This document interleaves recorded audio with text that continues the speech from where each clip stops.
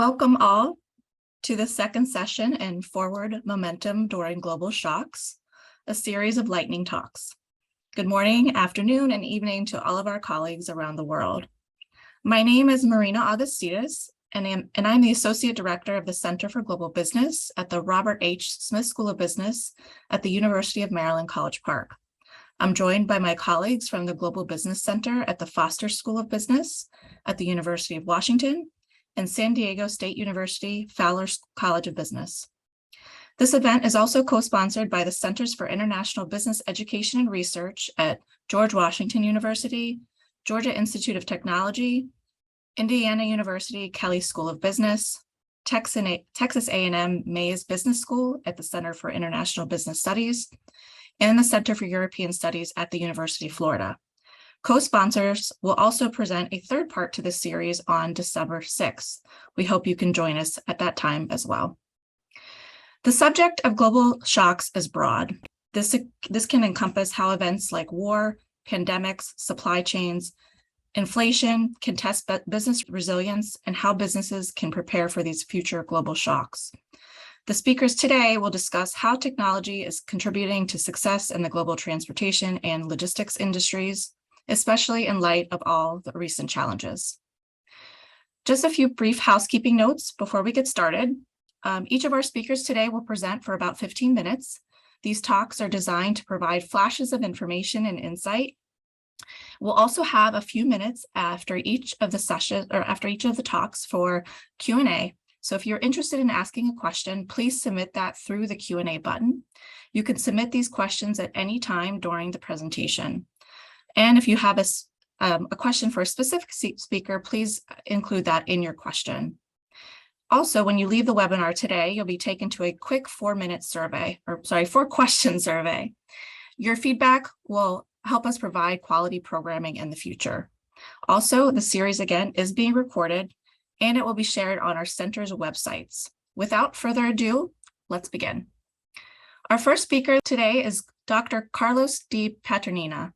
His talk is Smart Ports, Using Technology to Improve Efficiency and Resilience. Dr. Paternina is Assistant Professor at the Management Information Systems Department at San Diego State University, and he served as a professor at Universidad del Norte in Colombia for 27 years before coming to San Diego State. He teaches and conducts research in supply chain and in management and analytics. Particularly, he's interested in the development of smart supply chain decision support information systems. And his most current research focuses on smart digital port decision support systems. He also co-leads a global research network in smart digital ports with colleagues from North America, Europe, and Latin America. He earned both his PhD and his master's degree in industrial engineering at the University of South Florida. With that, please join me in welcoming Dr. Paternina. Thank you, Marina, and thank you everyone for being with us. It was a great introduction, so I'm not going to go further and present myself.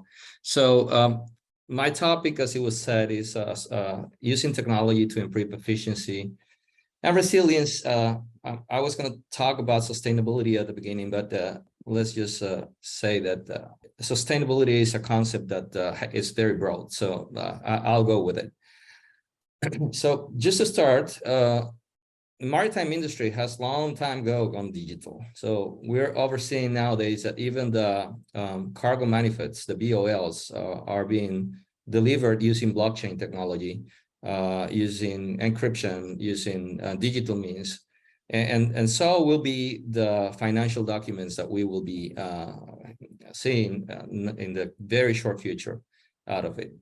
There's also a lot of new visibility and traceability, which actually helps us a lot into describing and using that information for the benefit of planning operations at supply chains in general. But since this talk is focused on ports, then on the digitalization of ports itself. So we are now more flexible, more dynamic, all these supply chains, which with the use of technology and very good models of, every new model that comes in has some theorization behind it. So we are now more able to synchronize operations than ever before. And even so, this last couple of years, technology at its best was giving us not the best answer to all the things that we were able to see. So yes, we have flexibility, integration, transparency, cost efficiency, higher automation, and better use of the data that we have stored for many years. We didn't know we could get some knowledge from those data sets, but nowadays it's with the fast computers that we are able to gather, we can do a lot of good use of that information. So with that, smart ports actually rely on smart information systems. So I am going to base my discussion on the use of information systems with an intertwined scale use or balance use of machine intelligence. So we now look for innovative ways for extracting more value from the data sources that we have. So we have data sources from the trucking industry. We have data sources from the vessels, from the shipping lines. We have data sets that come from the port itself. We can manage many of those things that we do at the port by making an effective use of that data, of those data, to increase the operational efficiency as a whole. So we have just seen lately that, yeah, cargo has decreased and congestion has come down a little bit in the ports in the West Coast. But many of the cargo that was there before has gone to ports in the Gulf or to ports in the East Coast. And for some time now, we have seen an increase in the use of the Port of New York and New Jersey and ports such as Virginia, Savannah, Tampa, Port Everglades, and Houston in the Gulf. So what do we call smart ports? Smart ports are interconnected and automated holistic systems that can ensure efficiency and competitiveness in all the areas. And we can see a whole set of areas here: mobility, environment, economy, social factor, governance, logistics. We can nowadays predict, for instance, attrition in our employee staff. We can nowadays use the data of the pandemic to do allocation of drivers based on their health conditions. And that will help us, in some sense, try to understand better how the pandemic could be managed. I mean, at least the business could be managed within the constraints that the pandemic has given us. And it's not just a pandemic. Any disruption that allows us to get data from, we're able to use that data into our advantage for planning operations. Governance is a big issue nowadays in ports. So we have just seen the release of a huge grant from the Department of Transportation to enhance the capabilities of what we can call the interconnectivity highway for all of the West Coast ports and the stakeholders for their operation. Noticeable, I'm going to talk in what follows. I can talk about each one of these bubbles here, but there's a glue that connects everything, and it's automation. And what we have is we have implemented a set of large-scale optimization problems with intertwined artificial intelligence models to be able to predict things and then constrain the models and then help us solve the mathematical framework that we use for optimizing operations. So I'm going to talk about the environmental things and a specific application that I have run before. And I will be talking about the use of optimization in the logistics of the port as well. So the first part of this two-pronged focus will be from 2015, or even before that, I've been cooperating with a company. Right now, the company is based in Florida, but it used to be based in Colombia for many years. And we have been collaborating on the improvement of their port operations modeling framework. So this is a company that delivers optimization solutions, and there are many of those in the market now. But nonetheless, this is one of the first that I have seen that is really doing self-evolution of their modeling the processes through the use of artificial intelligence. So that's one thing that I was looking for when I started working on this topic. And I will jump from the presentation to a different setup to show you, or just talk about how important is efficiency in the ports.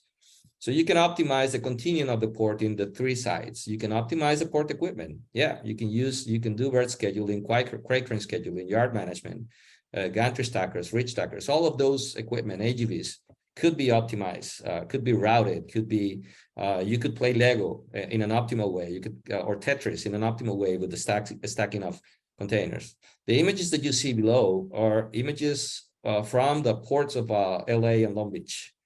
So these were taken from several outlets of news outlets into what we call the port congestion problem.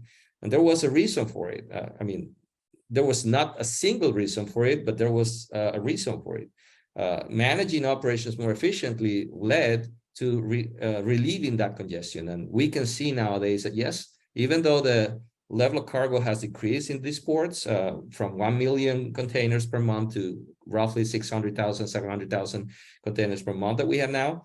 But that was not the only reason why the congestion decreased. There were a lot of models applied to manage the vessel traffic, and with that, to operate better the yards, and then do better gate appointment systems to optimize those issues. So you can optimize things at the land side, and that's what we do with trucking, with intelligent operation. There are very good applications of sequential decision making for optimizing the use of the vehicles in our carriers to help up the operations with the port. But you definitely can operate what happens in the sea level. So this queue that you see here being formed is actually not good for efficiency, but it's even worse for the environment. And I'm going to talk about that in a minute. So the challenge is to implement models that optimize operations on a commercial service, in this case, a container port. And I'm going to talk about the port of Cartagena in Colombia, which is one of the ports that have done this, and is one of the very productive ports. Right now is ranking first in the Americas in the Port Performance Index from the World Bank Group. So this is really the type of problems that you look for. You need to minimize the time a vessel is at a berth. The faster you can download and upload the boxes into the vessel, then the faster that you can serve a new one, and then the more efficient is your operation, and you're able to serve different events and new opportunities, new commercial opportunities for the port. Land scarcity does not allow container terminals to meet the rapid growth in freight traffic. It's not a mystery that many of the ports that we have in the world, not just here, are surrounded by the cities. So and some of them surrounded by heavy traffic. A very good example of those would be what's happening in the most congested ports in the U.S. In the East Coast, we have the New York, New Jersey side. In the West Coast, we have the Los Angeles, Long Beach side. And so the way that they are wrapped by the city is actually increasing that congestion because of the traffic that we see in there. The operations on the subsistence need to be effectively coordinated, and the logistics of container terminals has reached, in any case, a high degree of complexity nowadays.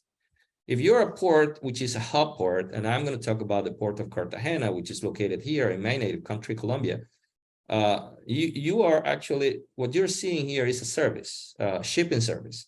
So this is actually the routing that the shipping lines do, visiting many ports, in this case, in the Atlantic. This is the Caribbean Sea. Manzanillo is in Venezuela, Kingston in Jamaica, Cartagena in Colombia, Puerto Cabello in Venezuela, and so on and so forth. So you cannot control that. You negotiate this. These are the very first steps of negotiating for tactical planning at the ports. But when it arrives, and when that time window of operation is what you can control. These you cannot control. This is data for a model. This is also data for a model. So you have, since this is a port, a hub port, well, you will know here what is the interconnectivity between the arrivals for a ship and the departure for a ship. So this matrix will tell you how many moves you are going to have to make to be efficient with the use of cranes. And the above table is giving you the data that we will have to operate for the use of crate cranes in the port, or the vessel cranes at the ships if they come with. So as a managerial insight, there are three main things that we want to talk. By the way, the graph on the right-hand side is what the port wants to see. So they don't want to mess with the modeling or with any information system. Now, yes, the guys at IT will love to, understand better what's inside the software. And of course, there are people working in efficiency that are able to understand a lot of what's in the mathematical modeling. But just for decision-making, this is what you will see. You will see spaces free in a Gantt chart per berth, per terminal. So that you're able to manage these three main events here: planning terminal services, planning events at the port. And I forgot to mention that the port of Cartagena is a mixed port for cargo and for cruise ships.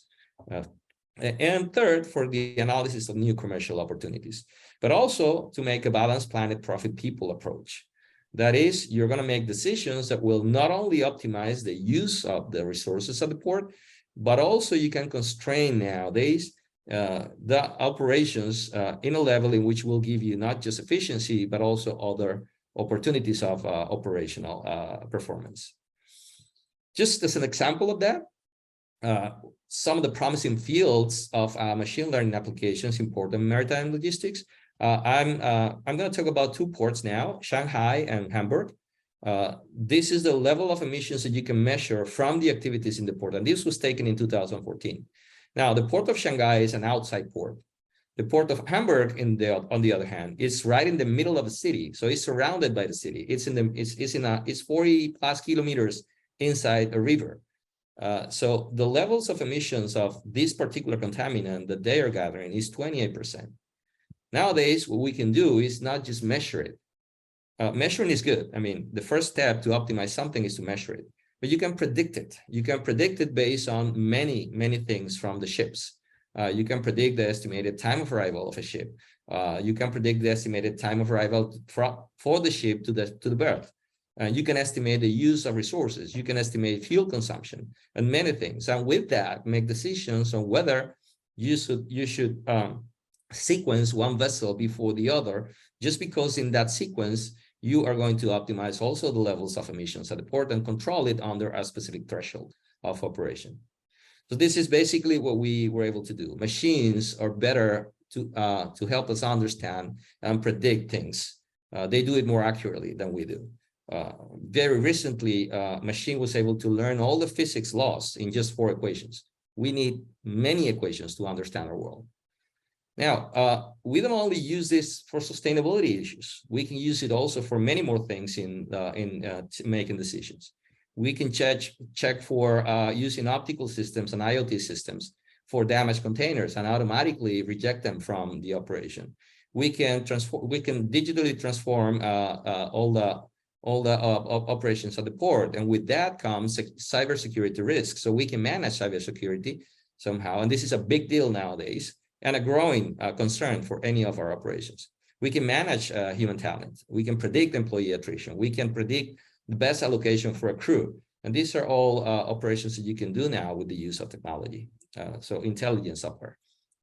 So with that, I think I'm going to end my presentation, and I think it took exactly 15 minutes. So I'm open for questioning. Thank you. Thank you, Dr. Paternina.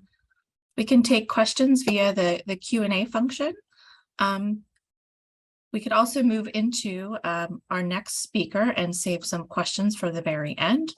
That's okay. Thank you again for joining us, Dr. Paternina. Our next speaker is Dorothy Lee. Dorothy's talk will focus on integrating elastic capacity into supply chain. Dorothy is Convoy's CTO, overseeing Convoy's product and engineering group and technology strategy, shaping and scaling the company's innovation and industry-defining technology platforms. Prior to Convoy, Dorothy held leadership roles at Amazon, most recently as Vice President of BI and Analytics at AWS. During her more than 20 years at Amazon, Dorothy helped build out Amazon's e-commerce platform and also led and collaborated on products that had visibly impacted customers around the world. From the initial launch of Amazon Prime to Kindle, and at AWS, where she focused on data analytics and BI. Dorothy received her Bachelor of Science at Brigham Young University and studies at Shanghai International Studies University. With that, Please join me in welcoming Dorothy Lee. Hi, can you guys hear me? Yes, we can hear you. Yes. Okay, great. Sorry, I just switched my camera. Hello again, everyone. Thank you for coming and joining. My name is Dorothy, and I am the CTO of a trucking startup, and we are a technology startup with a mission to make trucking more efficient. So I joined Convoy about a little over a year ago now, from AWS and Amazon. A lot of people ask me, why did I join a trucking startup? And you know, that's before I joined Convoy, when I was looking at multiple industries, one of the things that really struck me was how disproportionate trucking and logistics really impacts our lives. And you know, you heard earlier, Carlos talks about SmartPort and the technology and innovation happening in that area, but across supply chain, there has been a lot of innovation, especially during the pandemic years, that really put a spotlight around how fragile the supply chain is and how important is it to be resilient. So let's take a look at the trucking industry and why trucking is such a massive but inefficient industry. Before I joined Convoy, I didn't know that truck driver, the number of jobs there are in the trucking industry, it's massive. It's one of the most common jobs. And I think there are about, in the US, there are about 4 million truck drivers. And a lot of them are immigrants.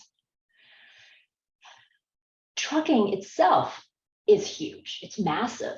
Over 1 trillion is actually spent in just in freight transportation in the US. So across, if you look at different modes of transportation across ocean and air and trucking, it is by far the largest. And within it, what we call full truckload, meaning these big semi trucks that you see on the road, that are hauling stuff from Home Depot or Target, they are another 60% of that $1 trillion industry.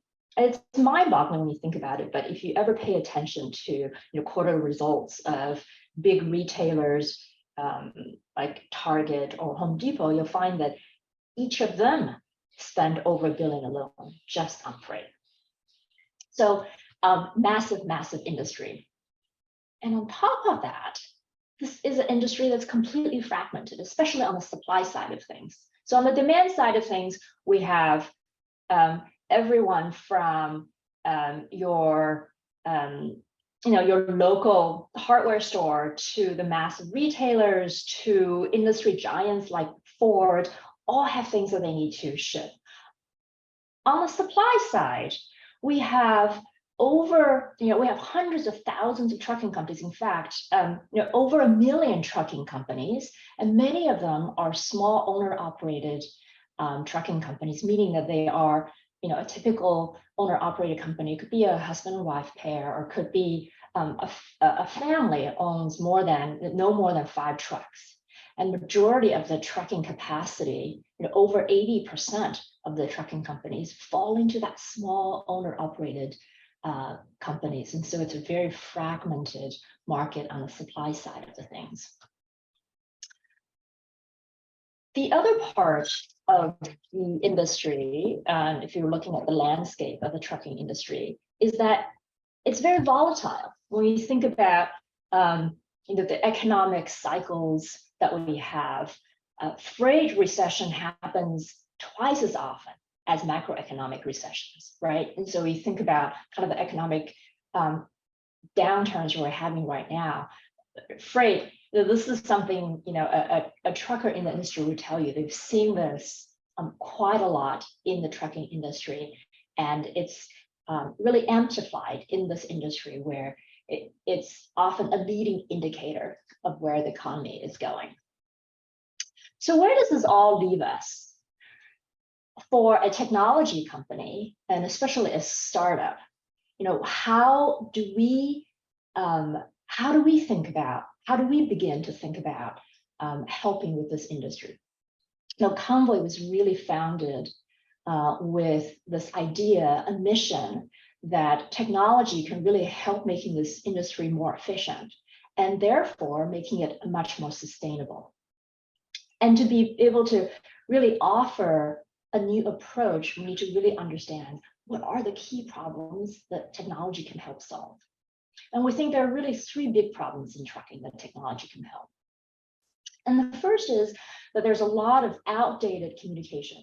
So it probably doesn't surprise you that even though there's been a lot of digitization over the years, but a lot of especially the sourcing, the matching of the capacity, matching of, I need a truck tomorrow, and then I need to find a truck driver to take it from, Spokane to San Diego. A lot of that communication, sourcing and managing that capacity is done from emails or phone calls and takes a lot of back and forth. And I think on average takes almost 10 emails or phone calls back and forth to be able to secure a truck. And during that time, a lot of time has wasted. And the things may have changed. There may have been a weather event, and that would have caused pricing to go up. So outdated communication is also one of those things that has made the industry much less resilient. The second problem, maybe a result of inefficiency, is that there are a lot of empty miles being driven. And by empty miles, what I mean by that is that a lot of the trucks that you see on the road, you see the truck and you see the you may see the trailer, but what you don't realize is almost 30% of the time that trailer is empty, meaning it's not hauling anything. And one of the key problems is that to be able to, if I have a shipment that needs to go to take a previous example, from Spokane to San Diego, and I have to be able to also, in order to avoid empty miles, for that truck driver to come back home, he wants to be able to line up a shipment from on the way back as well. So again, you have a truck driver that's taking a shipment going from north to south. He wants to be able to, on his way back, line up or batch a shipment that's going from south to north. And that requires, again, coordination. And often he doesn't get that return trip. So 35% of the time, a truck is running empty, and when it's running empty, even when it's waiting, it's also still fuel's running, and so that contributes to a lot of the emissions in the climate. So just think about that. If we can reduce the empty miles by even 10%, that is a lot of carbon emissions being cut, and it's equivalent to a lot of trees being grown. The third, so we talked about outdated communication, we talked about empty miles. So the third, and that speaks to sustainability of the trucking industry and what technology can do to make it more efficient, to make the whole industry more sustainable. The third angle is something I'm also personally passionate about as well.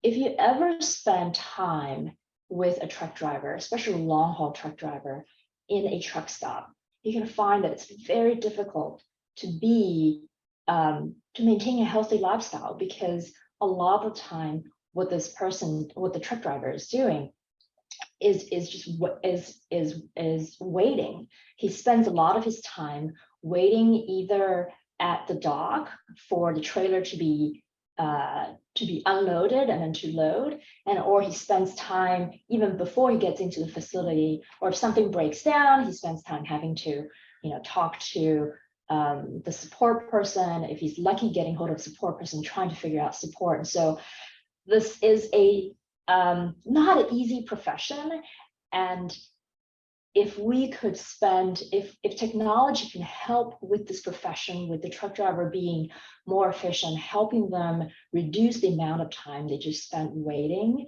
whether it's trying to troubleshoot or whether it's waiting to unload or unload their trailer, then actually is going to make that profession more sustainable as well.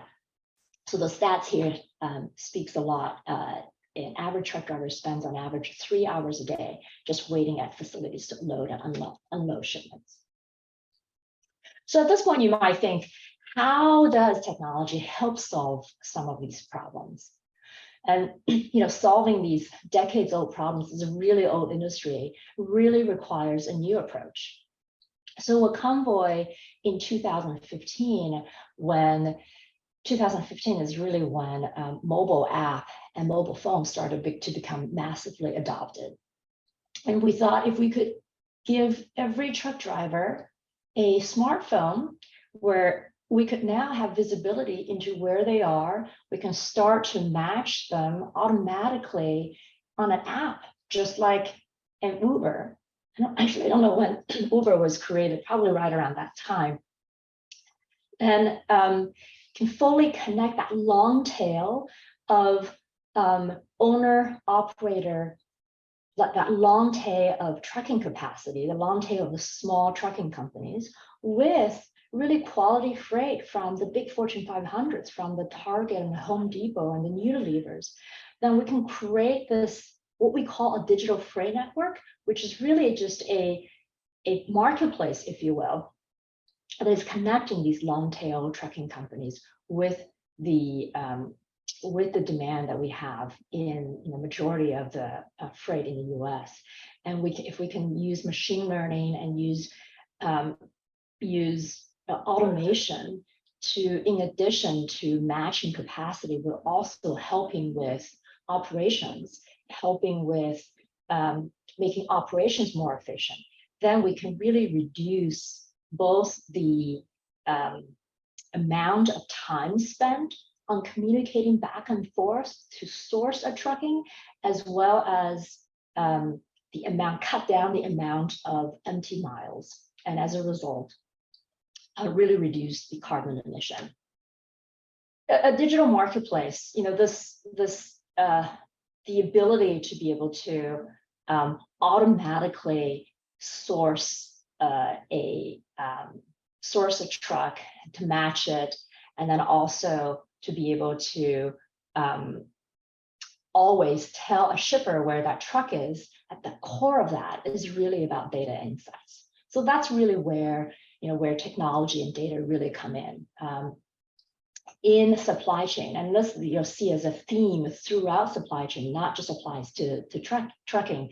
Data and insights are really the key, the currency to make it more resilient. Because without that, without data, without insights, you're flying blind. The interesting thing about Convoy and where we started, as I mentioned earlier, is that this was actually would have been much, much harder before the mass adoption of smartphones. And so through a mobile application now, every driver and carrier in our network are directly connected. So then this is what allows us to provide a full view of freight capacity across the network. The second part of where technology really helps to solve these problems is really, machine learning. You've used machine learning now at work.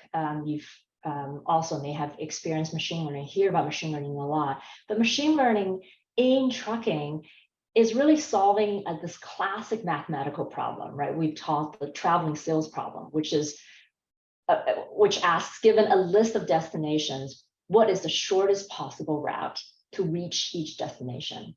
So when you think about something like trucking, it's really about optimization. And that's where machine learning really comes in. And with machine learning, we're able to look at all of the truck drivers that are bidding on our network, hundreds of thousands of them.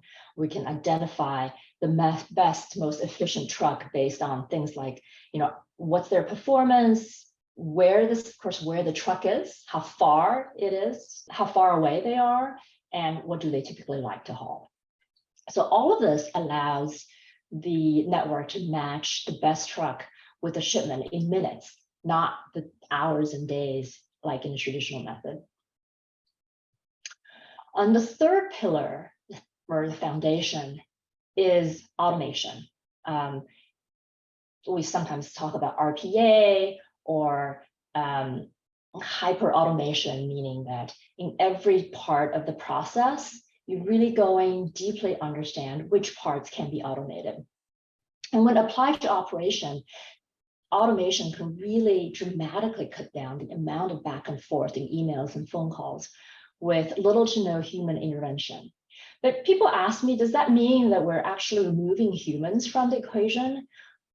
What actually is more helpful to think as a mental model, I think, is that automation is really taking the mundane tasks that machine can do very well and taking these mundane and heavy lifting out of the hands of our human operators and really allowing our team to be able to focus on solving the truly complex and unique problems that we face. I mean, logistics and trucking is a messy, exceptions are the norm. So it's not something that we can, it's something that I think humans can really excel if we can focus them on the truly exceptional cases where they can actually spend their time troubleshooting as opposed to trying to just figure out where the truck is. So I'll give you an example.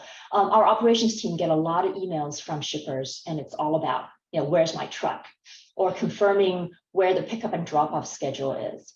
And so we were actually able to use natural language processing to just automate most of these pretty standard customer responses. Last but not least, APIs is a big enabler of helping with that problem, the first problem I talked about, which is outdated communication. And in order to achieve a truly touchless digital freight network, the mass adoption of APIs will be really critical. And with APIs, shippers can get instant updates and get their bids responded in seconds, get real-time visibility to their loads, and making them much more resilient operationally. So we think, it's not a matter of whether, but a matter of when the APIs and web services will be the standard for efficient communications going forward. So now we have a foundation for a digital freight network. And what does that all enable, right? I talked about the problems we have with outdated communication, wasted time, and empty miles can be all helped with technology and with machine learning, automation, data. But at the end of the day, all of this is really helping a shipper be more resilient. In this industry that is experiencing this extreme market volatility, the ability to flex demand up and down, regardless of market conditions, is really critical to creating a much more resilient supply chain.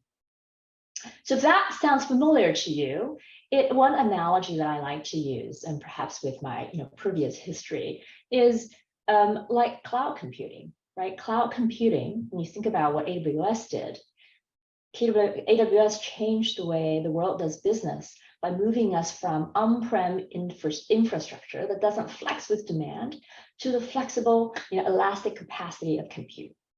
So you can almost think of what Convoy, you think of Convoy as a virtual carrier, and what that does is bring that concept of elastic capacity to trucking. So, just much like cloud computing has revolutionized the way IT works, we think elastic capacity can also be the future of freight logistics. And much like the on-prem servers, shippers today rely on big trucking companies. A lot of them rely on very big trucking companies with fixed fleet sizes, but they're locked into rigid contracts. If they want flexible freight, they want that flexibility, but don't want to be locked into rigid contracts, then they go to brokers.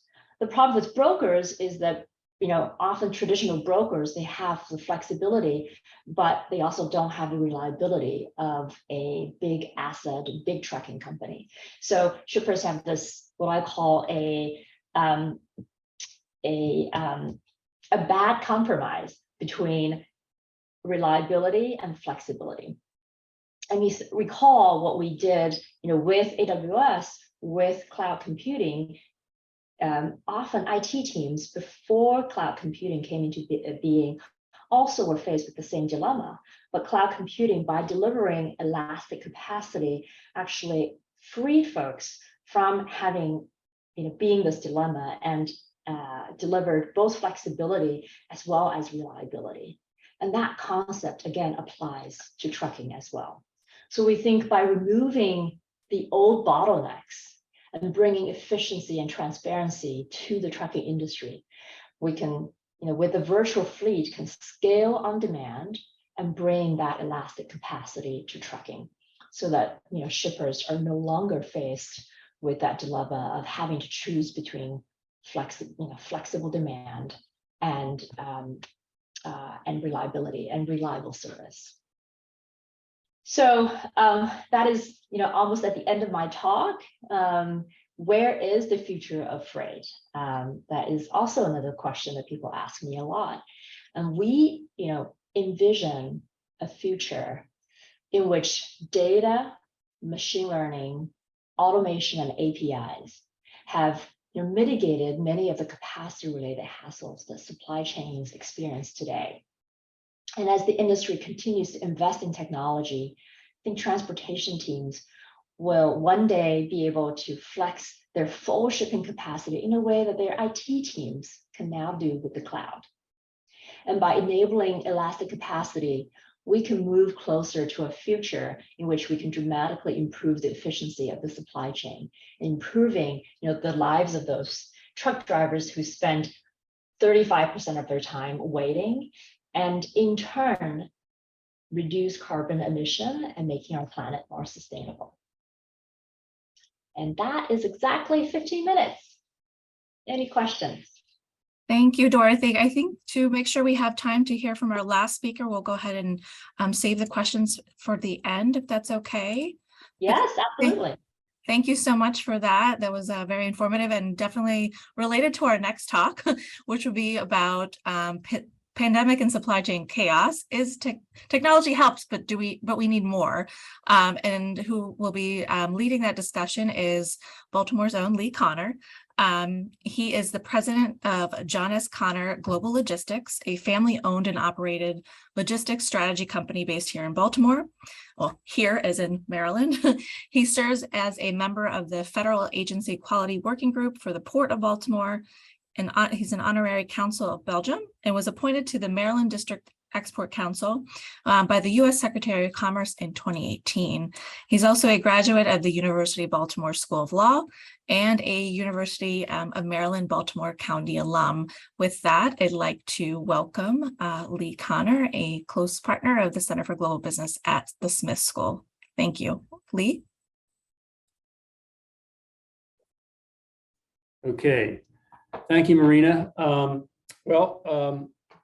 Thanks for having me on this panel. I must say I was very gratified to hear the first two speakers and learn a lot about what they are working on and what's possible and what may be coming, because I come from the background of a logistics service provider. We also are known as freight forwarders, customs brokers. So basically what we do is we represent mostly importers and exporters and help them move their products from point A to point B, anywhere around the world to almost any other destination in the world. We do this hopefully in compliance with all the regulatory issues that can arise in international trade transactions. And we have been doing this for over 100 years, our company, and it has been a very challenging environment at all times during those 100 years. But as most of you know, the supply chain has become more and more complex with many layers and many players that all have an important part to bring to the supply chain. And to some of the points that were made earlier, the communication and synchronization is really important But because it is so complex and so many layers and so many different segments, it does become very challenging.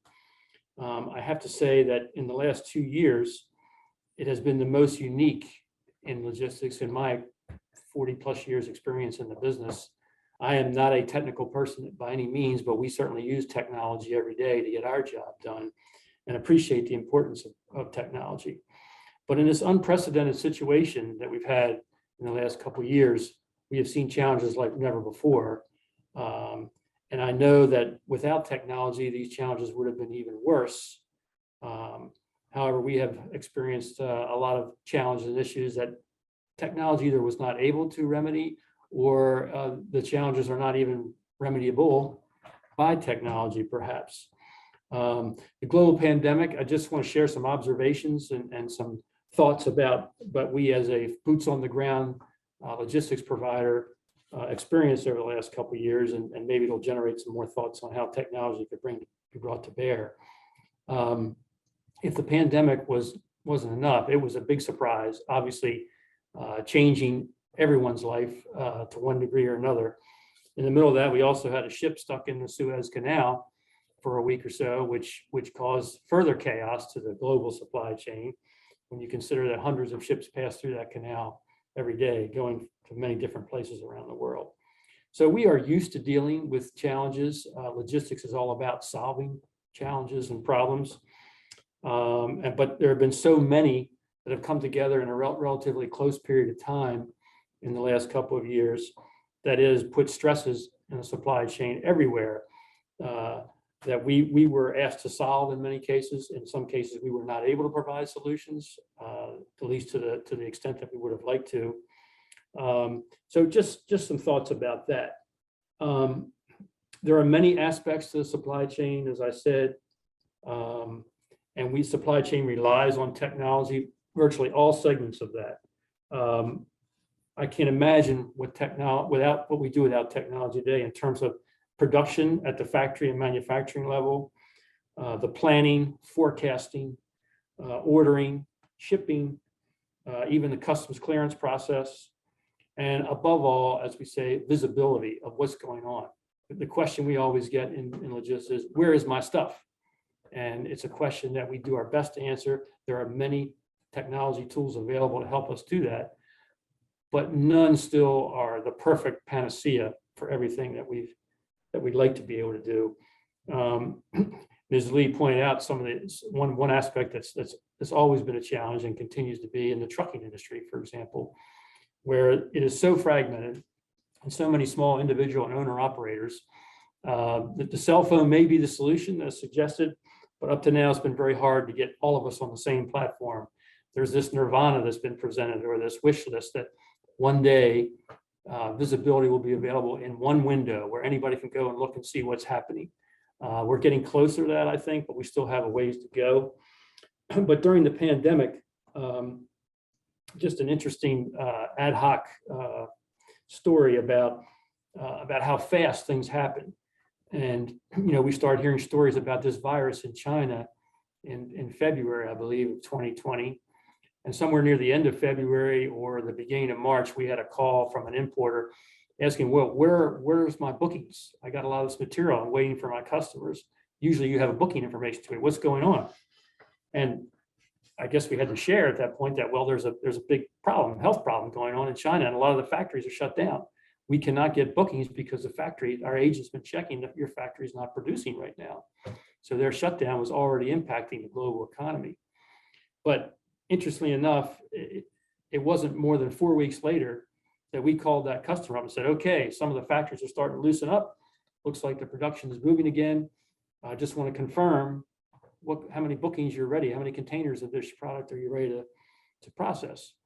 And the response was, well, just hold on a minute. I'm not sure we're really going to need all those containers we thought we needed 4 weeks ago.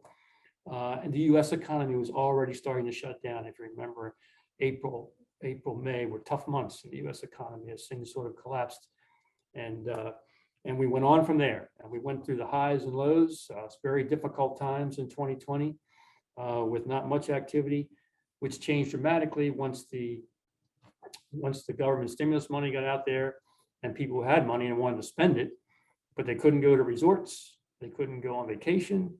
They didn't want to go to hotels or restaurants, many of which were still not open. So they sat home and bought all this stuff on the internet, and much of it made in Asia. And then the rebound sort of took off at the end of 2020. And then we went from a situation where we had little or no activity for a couple of thankfully short months to all of a sudden unbelievable activity. And it became from a supply chain standpoint, it became sort of a cascading effect. The production was starting to ramp back up, but then the ships got full so quickly, we couldn't find space on ships. The carriers put additional ships into the trade lanes, the most popular trade lanes between Asia and the US and Asia and Europe, and we still couldn't get space on ships. So that's when you had the situation which you're all heard about with 60 ships anchored off of the West Coast in LA Long Beach. And it was wait. That also had cascaded to the marine terminal operations, which for all their automation that they have now, which is significant, they just could not handle the volume. And it became very congested at terminals, which then cascades to the trucking community who was trying to get in and out of those terminals, either to pick up empty containers for exports or to drop off empty containers from import loads they've already gotten. The terminals had a terrible time keeping track of all that cargo and the huge volume. And we, as that third-party service provider, were answering the phone, answering emails all day long about where is my stuff and how can I get it there quicker, better. It was a trying time and continues to be, although it is lightening up in the last couple of months. But our people worked very hard, and our people continue to use technology. In fact, I hate to think about what would have happened if this pandemic would have occurred 10 years earlier, before our ERP systems were on the cloud, before a lot of other companies were in a similar situation. We at least were able to send our people home to work with pretty much 95% effectiveness, I would say, which continued to get better as time went on. So that was our story, and we looked for technology solutions, and we communicated with our logistics partners, whether they be marine terminals, truckers, shipping lines, airlines, and everybody worked pretty hard, but there were no easy solutions, and there were much delays for customers, a lot of concerns by the shipping community because they weren't providing the solutions that we really wanted to. It seemed to be coming clearer and clearer that even with the technology that was being deployed, technology just wasn't always the answer.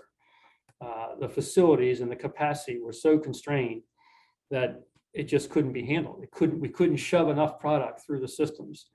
That translated to the truckers, as I mentioned, but also to a significant amount of cargo that moves from the West Coast by rail to the interior of the country. The Chicago rail depots became totally congested, and more delays. And this is the life that we've been living with for most of the last 2 years. We always say we've had to work 2 times or 3 times as hard as we used to. And unfortunately, some of the fallout for that included, while there was a deterioration of service from a transportation standpoint, the pricing kept going up and up and up. So as you may have heard, it wasn't that long ago where earlier this year, people were paying 5 times to move a container from China to the US compared to what they were paying pre-COVID. Now, in the last couple of months, that has reversed again pretty quickly, so that the rates are coming down because the demand is coming down. But through it all, as we asked for and pursued all different types of solutions, because that's what we do as a logistics provider, the answer we got from carriers, that includes truckers, shipping lines, and airlines, was the only thing that's really going to solve this problem and remedy this congestion is having demand return to some sense of normalcy. That was a hard answer to give to our customers because their demand was still so strong, and we just couldn't supply what they needed. So one big conclusion was that for all the technology was doing for us, maybe the physical plants and facilities just were not sufficient for this type of unusual and unprecedented demand. And that raises the question of how much do you bill? Is this going to be recurring? Now we're seeing a little bit of I wouldn't say a downturn, that would be too strong, but but people are definitely back in the swing of things. So they now can go to resorts. They now can go on vacation. The people are going to restaurants and bars more often. And the question has risen in our industry: how long is that? How is the demand that we saw for the last year and a half going to be recurring, or is it not? Is we going to return to normalcy? So again, those are some of the things we've been dealing with for the last couple of years. When it comes to technology, you know, we've asked questions about what have we learned. That nirvana of a single window of visibility for the supply chain to know where their cargo or material is at any one time has not come to pass. And sometimes we wonder if it ever will, simply because it's so complex and so many different players and layers in the supply chain that have to come together and have a consistent one-stop shop for that. But some of the other questions that we've talked about and raised internally, even if we had better technology or better solutions or one single, would that have made a difference? How much difference would that have made in the last 2 years with this unprecedented demand during the pandemic? It's a question I don't have an answer for. The other area where we see the possibility, and Dr. Paternina's presentation was interesting about how terminals are automating more and more, is whether we could use advanced robotics on marine terminals to a greater degree and get much better efficiency. That seems to be a place where a lot of the congestion came to be illustrated, right on the terminals, where the influx and outflow of cargo just couldn't be accommodated the way it usually was. There is a big obstacle for that. The problem, and that was alluded to earlier also, the perception of that it would take away jobs from marine terminals is a real one. There is labor negotiations going now on the West Coast that were for a contract that expired the July 1st. It's still not resolved.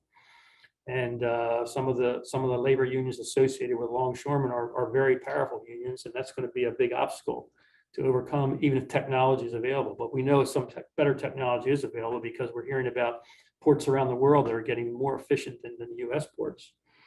Another area where we observe could technology offer some better solutions is in the warehouse situation. We have a situation now, and it's become clear in recent months that because of the panic over the supply chain and the fear of its unreliability and running short, many shippers overordered in the first half of the year. Consequently, they now have inventories built up that may be a factor in leading to a recession down the road as they work through those inventories. Not only that, some of that inventory is a question about whether there's a market for it. And in spite of all that and the warehouse being full, there still is some products and items that they know there's a market for, but they're short on that because they couldn't source it or get it shipped on time. So are there things that can be brought to bear on the technology side that would help with planning, that would help, whether it's big data or artificial intelligence, help anticipate these big tsunami demand situations when they arise? I don't think there was any data in there that told us what to do in the case of a pandemic. So we're running short on time, I know, so I'll stop there. But maybe to say one closing comment, that it's become apparent also that there will be another pandemic. It's not a question of if, it's a question of when. And hopefully what we've learned in the last couple of years will be some additional data that we can use technology to help us get through that. Happy to take any questions. Thank you, Lee. We do have a couple of questions that have come in through the Q&A, and I know we are running short on time, but we do have one question in particular that is both for Dorothy and yourself about the fragmentation of the trucking industry. And our participant wants to know, do you either or both of you feel an industry consolidation would be likely at some point soon? I can share my view, and I actually have a hard stop. So, and then Lee, I'm sure you have way more experience than me in the industry, so feel free to disagree. But I think if you look at lots of other industries like trucking, where it's fragmented, there, always has and will be some consolidation. I mean, you look at the pandemic, and if you look at, especially now, there were a lot of the independent owner-operator, companies, small trucking companies that I talked about, had entered the pandemic And because truck prices were very high, the barrier to entry was relatively low at the time. But now with truck prices have gone down, with fuel costs and all of that, I think we're going to see a lot of the independent trucking companies, unfortunately, sort of leaving that industry. So I do think some consolidation happens, but I also do think that more and more companies, Convoy is no longer the only company in this area trying to help these more independent small companies. So that's my take, though. I think there'll be some consolidation, but the industry is so massive, so huge. I don't think it's going to be a winner takes all situation. Lee, I'm curious what you think. Well, I would agree with Dorothy. There has been a fair amount of consolidation in the trucking industry in recent years, but those are sort of the big commercial companies gobbling up somewhat smaller commercial companies. But as Dorothy said, there are still a huge percentage of this capacity out there that is in independent operators who like their independence, who like to make their own hours, who like to drive where they want to drive, when they want to drive. And it's hard to imagine that if 80% of the capacity is individual operators or small mom and pop type shops, how much consolidation could there be and how long would it take to really have a very small base? And I'm not sure that would even be healthy for the industry either. Thank you, Lee, and thank you to Dr. Paternina and Dorothy. This does conclude our program today. I do want to extend a thank you on behalf of all of us and to the audience for joining us, to our speakers for sharing their expertise, and to the U.S. Department of Education, because without the Title VI funding for our National Resource Centers and our Centers for International Business Education and Research, this would not be possible. Again, I'd like to ask you to join us on December 6th for part 3 of our Forward Momentum During Global Shocks, a series of business lightning talks.